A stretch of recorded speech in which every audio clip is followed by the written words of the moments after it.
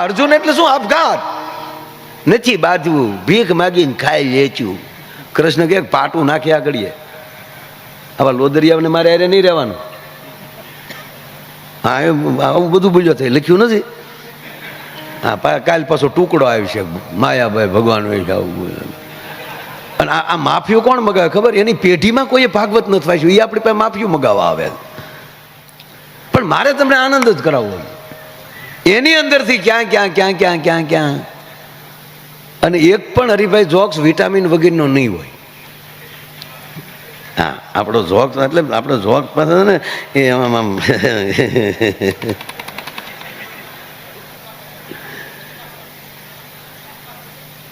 કોઈ હાસ્યની કે કોઈ મનોરંજનની દાદા હું ટીકા નથી કરતો. તમામ કલાકારો મારા માટે પૂંજનીય છે.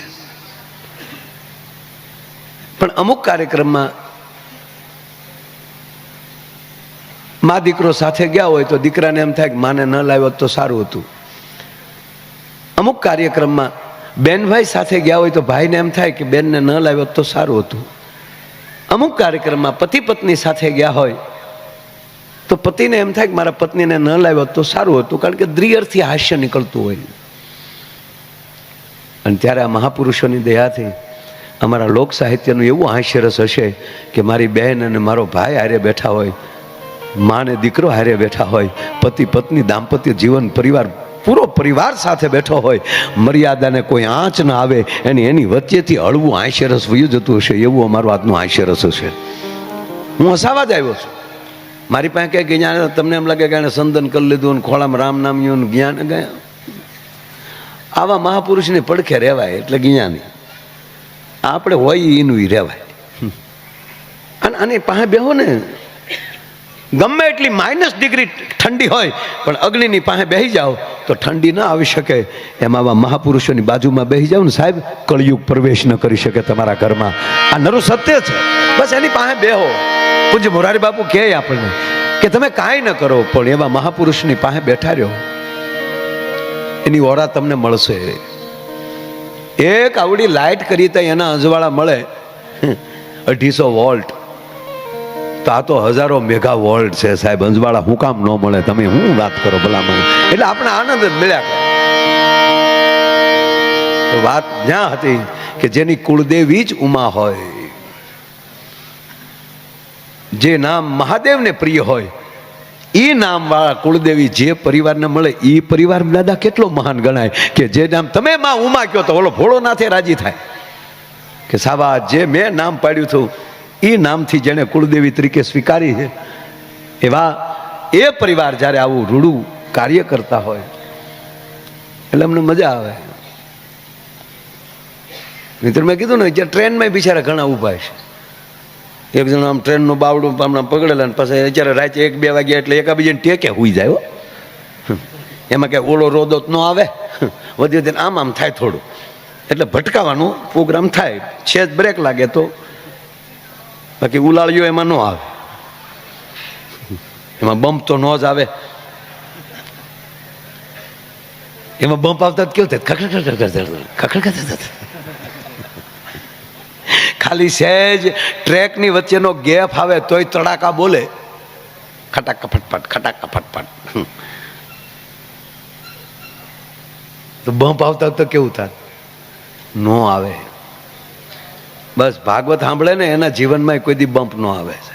એને એક આવો સરસ મજાનો ટ્રેક મળી જાય એટલે આ ઘણા આમ ઊભા હોય, પછી અમુક આમાં એકાબીજાને ટેકે હુઈ ગયા હોય. અને ખરેખર છેલ્લે જો બધા મૂકી દે ને, બધા હુઈ ગયેલા મૂકી દીધા ને, તો જેમ ઓઘાના પોળા કેમ એકબીજા કોઈને કંઈ થાય જ નહીં, ઊભા જ હોય હમણાં. પણ એમાં એક જણો બેભાન થઈને પડી ગયો અને અંદર દોડાદોડ થઈ ગઈ. છે કોઈ ડૉક્ટર? છે કોઈ ડૉક્ટર? એક ડૉક્ટર સાહેબ કે yes yes yes come here, લાવો અહીંયા. એણે બધું જોઈ લીધું.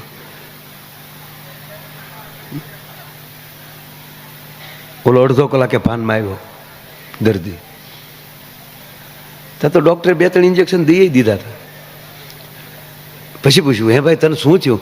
ઓલાની બગલ ઊંઘી ગયો, બીજું કાંઈ નથી. બોલો નાયો નહીં હોય એને નવરાવો, મને દવા કરવી રહેવા ગયો, આને નવરાવો ક્યાંક. હવે રાતે એ પડખે આવતા એને બદલે ભાગવતના શબ્દો આપણી બાજુમાં બેસે, આપણી પાસે ભાગવતાચાર્ય બેસે, આ રાત કેટલી આનંદમાં કહેવાય. આ નરું સત્ય છે. નહીંતર એક કંપનીમાં આગ લાગે, આગ, અને આખી કંપની ભડભડ ભડભડ હળગી ગઈ. એક માણસ જીવતો બારો ન નીકળ્યો. કેમિકલ્સની કંઈક એવી હશે, જવાળામાં બધા આવી ગયા અને તમામ મીડિયા ત્યાં પગી ગયા. कैसे आग लगी, क्या हुआ, ये बेदरकारी है या कोई घटना है? તો આપણા ગુજરાતી મીડિયા અમારા સૂત્રોના જણાવ્યા, સૂત્રો શું છે હજી મને નથી ખબર હો. સરસ, પણ બધા મીડિયાવાળા સારું કામ કરે, છેવાડેની વાત ઠેઠ સુધી પહોંચે. હમણાં ક્યાં ગયા ભાઈ ઈશ્વરભાઈ, બહુ સારું બોલે છે, તાળીઓના ગરડાથી ઈશ્વરભાઈને વધાવો. હા, રેખાબેન વાળાએ અમે આવ્યા ત્યારે ડાકોરના ઠાકોર તારા બંધ દરવાજા ખોલ ન્યાલી લઈને ખૂબ સારા ભજનો ગીતો તમને સંભળાવ્યા. એકવાર એને જોરદાર તાળીઓના ગળાથી વધાવો. વર્ષોથી જે આ કલા ક્ષેત્રમાં પોતે સેવા આપી રહ્યા છે, આ બધાને સાંભળવા એક જીવનનો લાવો છે. એટલે હમણાં એને વાત કરી એટલે મને યાદ આવ્યું,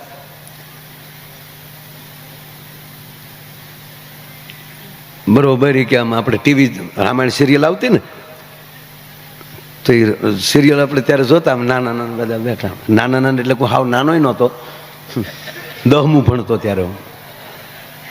રામાયણ સિરિયલ આવતી ત્યારે 10મું ભણતા, ને ભણવા જતા હોય ને કોઈકની શેરીમાં ટીવી દેખાતા ત્યાં ઊભા રહી જતા. એટલે ટ્યુશનમાં જતા હોય, રવિવારને દી આવતું તે જ્યાં હોય તો ઊભા રહી જાય. પછી ઘરના એમ છે કે ટ્યુશનમાં ગયો, પણ ટ્યુશનમાં ગયો રામાયણ જોઈને વી આવ્યો.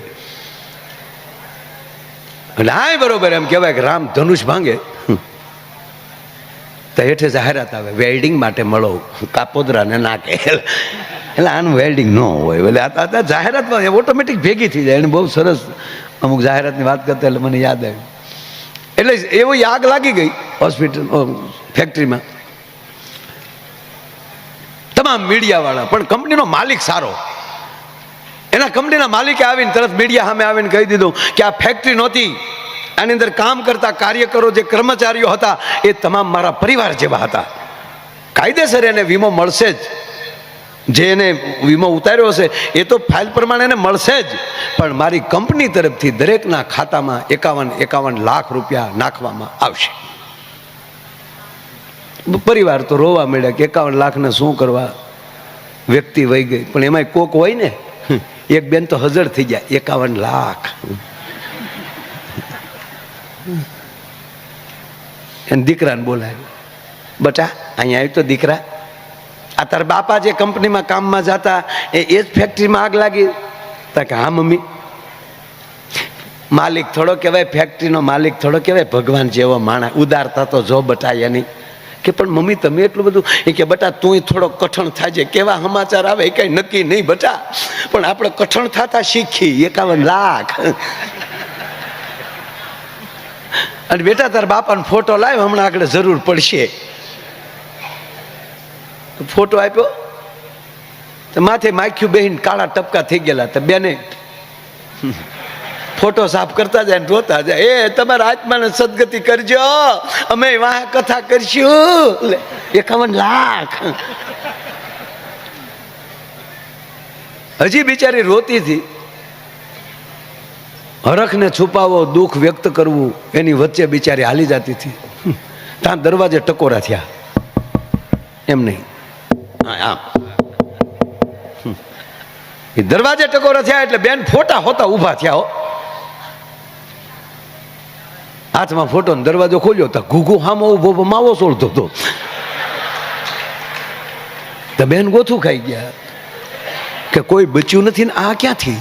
પણ બેનને મનમાં શું થયું, જાતા જાતા મળવા આવ્યો લાગે પદ્માને. એ બેનનું નામ પદ્મા હતું. મારી પદ્માને કેજો રે, કેવું છે ને કઈક ગીત. ઘણા તો લગ્નમાં ગાય આ ગીત, બોલો. એટલે મરીશ્યો છે એ લગ્નમાં ન ગવાય. એટલે બેનને એમ થયું કે જાતા જાતા મળવા આવ્યા લાગે, પણ એને કોકે કીધેલું ભૂત હોય ને એને અવળા પગ હોય, તે બેને પગમાં જોયું તો આ સફર પગાના સીધા હતા.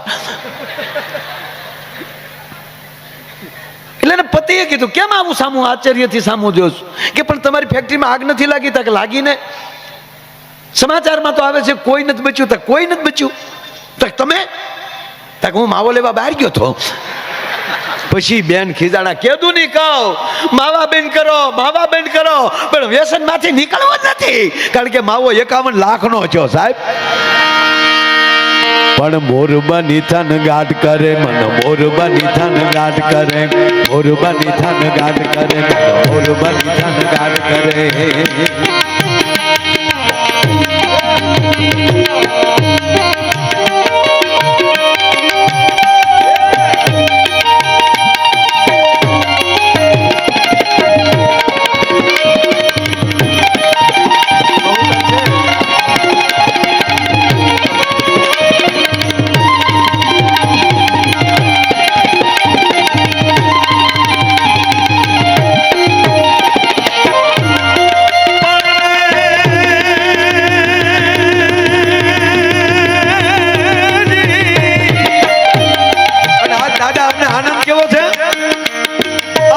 ઘૂમીએ લૂંબીએ યા પર